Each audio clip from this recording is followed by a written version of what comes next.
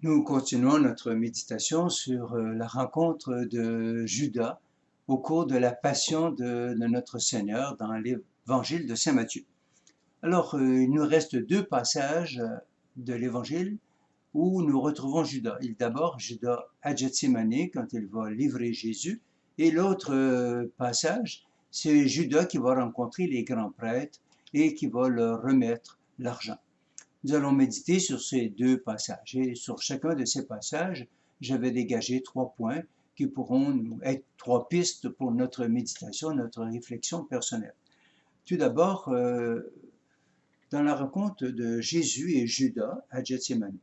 Lorsque l'on peut remarquer, il y a contraste dans ce qui nous est décrit. D'abord, Judas est un apôtre et il est en même temps aussi le traître. Judas est en même temps celui qui va donner un baiser et qui, par ce baiser, va livrer Jésus. Un homme de contraste. Et Judas n'est pas seulement l'homme d'un temps, l'homme du passé, mais au fond, Judas, c'est un peu l'homme de tous les temps. Judas, c'est nous, au fond. Il y a en nous ces contrastes. Il y a en nous ces contrastes.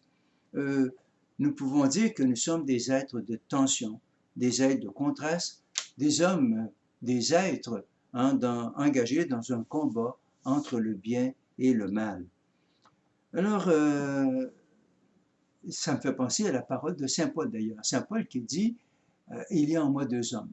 Le bien que je voudrais faire, je ne le fais pas, et le mal que je ne voudrais pas faire, je le fais. Malheureux homme que je suis. Nous constatons dans nos vies qu'il y a comme ça des contrastes. Et je voudrais mentionner, entre autres, à ce moment-ci, en parlant de ce baiser de Judas à Jésus, d'un autre baiser, ce que j'appelle le baiser eucharistique, en référence à une parole de saint Ambroise. Saint Ambroise qui disait que lorsque l'on communie, c'est le baiser de l'époux à l'épouse. Jésus est l'époux et nous sommes l'épouse. Et donc chaque communion, c'est un baiser de l'époux à l'épouse. Alors il peut y avoir, vous voyez, dans nos vies, que de contradictions, que de contrastes entre ce que nous célébrons et ce que nous vivons. Le temps de la pandémie, c'est un temps où, pour un très très grand nombre, nous sommes privés de la communion eucharistique.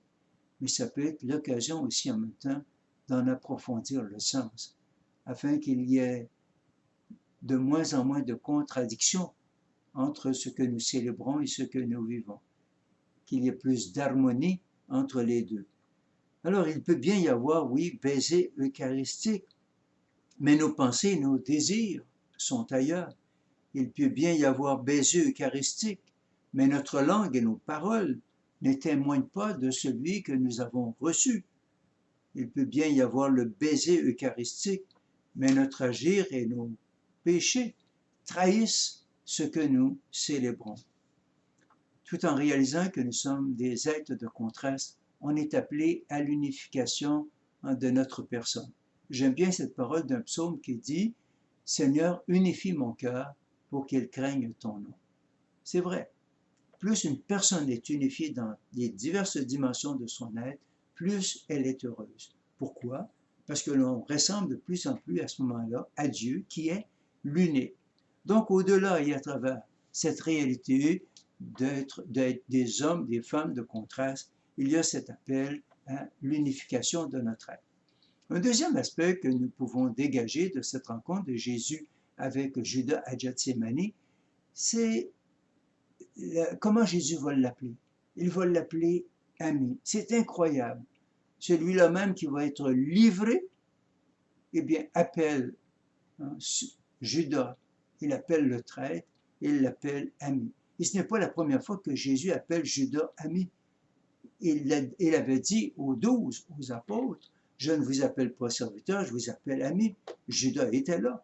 Judas avait entendu Jésus dire cette parole-là.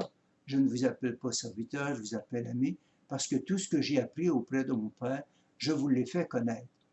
Et encore une fois ici, Jésus appelle Judas ami. C'est très beau. Alors qu'il sait bien que là maintenant arrive le moment incontournable, c'est la mort qui s'en vient, eh bien Jésus tend la main à Judas et il l'appelle encore ami à ce moment-là. Si nous savions, comme dit Jésus à la femme de Samarie, si nous savions le don de Dieu, si nous savions l'amitié que Jésus nous porte, si nous savions. Vous savez, trop souvent, hélas, on a la vision d'un Dieu lointain, indifférent. Et pourtant, Jésus se présente à nous comme l'ami. Comme dit ailleurs l'Écriture, il est avec nous et il est pour nous. Tel est notre Dieu. J'ai composé un texte, à un moment donné, tout en faisant ma Lectio Divina sur ce passage. Il m'est venu dans le cœur d'écrire ceci que je vous partage, au sujet justement de l'amitié. Toi, Jésus, tu appelles Judas ami. Toi, Jésus, à tous les Judas de tous les temps, aux Judas que nous sommes, tu nous appelles amis. Toi, le Créateur, tu appelles ta créature ami. Toi, le très saint, tu appelles le pécheur ami. Toi, le Sauveur, tu appelles la brebis perdue ami. Toi, la lumière, tu nous appelles de nos ténèbres ami. Toi, le fidèle, tu nous appelles, nous, infidèles, amis. Et jusqu'à la fin, tu offres ton amitié à Judas. Ainsi, toujours et sans cesse, tu nous offres ton amitié. Allons-nous entrer toujours plus avant dans cette relation d'amitié? Et si Jésus nous appelle amis, bien l'amitié appelle la correspondance aussi. Appelle la correspondance. Et Jésus le dira. Vous êtes mes amis si vous faites ce que je vous commande. Celui qui m'aime est fidèle à ma parole. Il y a une correspondance. Oui, Jésus offre son amitié, mais en même temps, nous sommes appelés à correspondre à cette amitié par cette fidélité à sa parole, cette fidélité à ses commandements. Et aussi un autre aspect, dans l'amitié avec Jésus, comme d'ailleurs dans l'amitié en général, eh bien, on a à cœur la croissance, le bonheur de l'autre. Et on retrouve ça chez Jean-Baptiste. Jean-Baptiste qui dit, lui, qu'il est l'ami de l'époux, ravi de joie en entendant la voix de l'époux, en entendant la voix de Jésus. Et qu'est-ce qu'il a à cœur? Il faut que lui grandisse et que moi je diminue. Voilà. Alors l'amitié, quand Jésus nous appelle amis, et l'amitié que nous avons avec lui appelle la correspondance et appelle aussi la croissance. Que Jésus soit mieux connu, mieux aimé, comme je vous l'avais mentionné ce matin. Et enfin, un troisième aspect que je voudrais mentionner de cette rencontre de Judas et Jésus à Gethsémani, c'est le fait que Judas va appeler Jésus maître. Et Jésus le confirme quand il dira aux gens qui viennent l'arrêter, « J'étais dans le temple à enseigner et vous ne m'avez pas arrêté. » Jésus enseigne, Jésus est le maître. Lui-même, dans l'évangile de Matthieu, le dit ailleurs, « Vous n'avez qu'un seul maître, le Christ. » Dans Saint Jean, il dira, « Vous m'appelez maître et Seigneur, et je le suis. » Paul nous met en garde dans sa lettre à Timothée, dans la deuxième à Timothée, il nous met en garde, « Viendra un temps où les hommes auront des démangeaisons d'entendre toutes sortes de maîtres. Ne les suivez pas. » Et c'est vrai. Encore aujourd'hui, que de gens vont à l'écoute de toutes sortes de maîtres.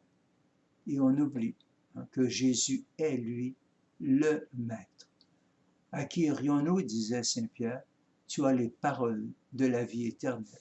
Et les soldats qui étaient venus pour arrêter Jésus ont dit aux pharisiens, jamais homme n'a parlé comme cet homme. Ta parole, Seigneur, est la lumière de mes pas, la lumière sur ma route. Reconnaître Jésus comme maître et l'accueillir vraiment comme tel. Maintenant, passons à l'autre texte où Judas vient maintenant rencontrer les grands prêtres et il leur remet l'argent aux grands prêtres. Encore là, trois aspects que je voudrais souligner dans ce texte. D'abord, Judas prend conscience des conséquences de son acte. C'est comme si Judas prend conscience qu'il ne pensait pas que livrer Jésus allait le conduire à une condamnation à mort. Et là, il va lui-même dire, j'ai livré le sang innocent. Il va prendre conscience des conséquences de son acte. Et c'est vrai que dans nos vies, bien souvent, nous ne prenons pas suffisamment conscience de la conséquence de nos péchés. Nos péchés ont une suite, une conséquence. Je donne un petit exemple. Et que c'est arrivé, je me rappelle, quelqu'un m'a partagé ça dans sa famille, elle avait parlé, elle avait dit quelque chose contre une de ses sœurs. Et, euh, et puis à un moment donné, ce qui avait paru être seulement comme ça dans un dialogue, ça a eu des conséquences. Ça a divisé la famille à ce moment-là. Vous voyez, des fois, un péché a des conséquences. Et ainsi, Judas prend conscience des conséquences qu'a eu le fait d'accepter les 30 pièces d'argent pour livrer Jésus. Un deuxième aspect qu'on retrouve dans ce passage, c'est la confession. Judas va confesser ses péchés. Au fond, comme dit le psaume 50, j'ai péché, j'ai fait ce qui est mal à tes yeux. Et c'est très significatif. Judas jette l'argent dans le sanctuaire. Ce n'est pas non plus anodin que de jeter l'argent dans le sanctuaire. Le sanctuaire, c'est quand même le lieu privilégié de la présence de Dieu. C'est comme si, en fin de compte, c'est comme si Judas jetait son péché dans le cœur de Dieu, en Yahvé. Et donc, il va confesser son péché. Alors, mais le troisième aspect que Judas semble oublier, c'est la confiance en Dieu. La confiance en Dieu. Ce n'est pas tout d'avoir confessé son péché, mais avoir confiance en la miséricorde de Dieu. Alors, si nous savions combien elle est grande, la confiance, la miséricorde de Dieu, combien nous aurions confiance aussi en lui. Je termine en vous partageant encore là un passage de cette Lectio Divina que j'ai fait et qui terminera bien cette réflexion. Alors, mais Judas en perd de vue l'autre étape que l'on retrouve dans les psaumes. Il y a d'abord confession de son péché, un cri de détresse, mais il y a une autre dimension, la confiance en Dieu, l'assurance de son appui, la reconnaissance de sa miséricorde. Judas l'oublie.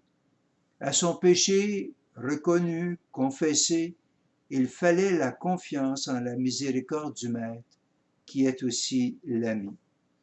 Il a conclu trop rapidement. Il s'est suicidé. S'il avait attendu jusqu'au matin de Pâques, il se serait rassasié de la tendresse, de la miséricorde de Jésus. Toutefois, nous n'avons pas à le juger, à juger du sort de Judas. Le jugement appartient à Dieu, lui qui sonde les reins et les cœurs, lui qui sait tout. Mais la décision rapide de Judas de se suicider nous apprend qu'il ne faut pas s'écraser suite à nos faiblesses, suite à nos épreuves, suite à nos péchés. Nos conclusions sont souvent trop hâtives. Nous avons à apprendre qu'il y a un jour de Pâques qui se lèvera, qu'il y a toujours la miséricorde du Seigneur au tournant de nos péchés. Et ainsi, dans le tournant, nous risquons de nous voir seuls avec notre péché. Mais, passé le tournant, le soleil de miséricorde éclaire notre route de pécheur. Bonne fin de journée.